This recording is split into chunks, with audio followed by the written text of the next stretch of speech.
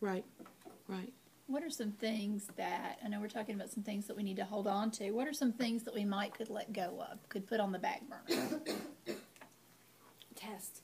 For the whole year. The whole year. Do it The whole year. I was thinking in terms of, and this is probably going to sound a little bit like heresy, but textbooks, they have to go home the first day of school. I was really just sort of thinking, I mean, you spend so much time assigning textbooks and getting all the forms put together to go home. And I'm thinking, yes, it needs to happen the first week. I'm not going to say it doesn't.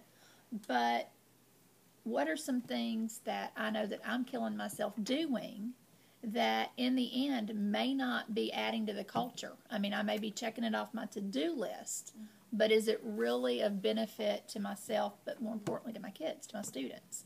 And so the first thing on my mind was that next year, maybe that doesn't have to be the first thing on my to-do list, getting those textbooks taken care of. Maybe I can make that my Tuesday list or my Wednesday list. That's true. And not just for your students, but your parents. And that would go back to what we need to prepare for next year in preparing our parents by saying, look, we're not necessarily tied to this book.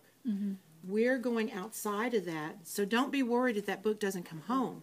So when we're starting to look at what can we get rid of, we also need to think of how are we going to prepare our parents for this journey and transition of, you don't have to be tied to the textbook. I think some of them have gotten it, but you know, we're also going to have a huge number of people that are coming in new that come from a whole different culture. So those are some things and some conversations we'll need to prepare for to help you guys out and to make sure we all are sending the same message. One of the things that a couple of years ago, you know, we all learned about Ron Clark and his institute in Atlanta. One of the things that he said that stuck out in my mind for the last couple of years, I've tried to develop that in my room, is the first week or two that every teacher in his school does is develops a family.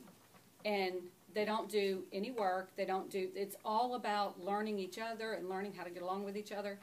And that so interested me. Like, I researched him to see why he thought that, and why they even go so far as to make a photo album of each class, like a family book that you would have, and they have it sitting out, and whenever a child wants to go look at it, they can thumb through it because it develops a family for them. And I've done that last couple of years, and it's amazing how the kids really start to respect each other because they look at each other, and we call each other our classroom brothers and sisters. And I tell them, I'm like kind of like your school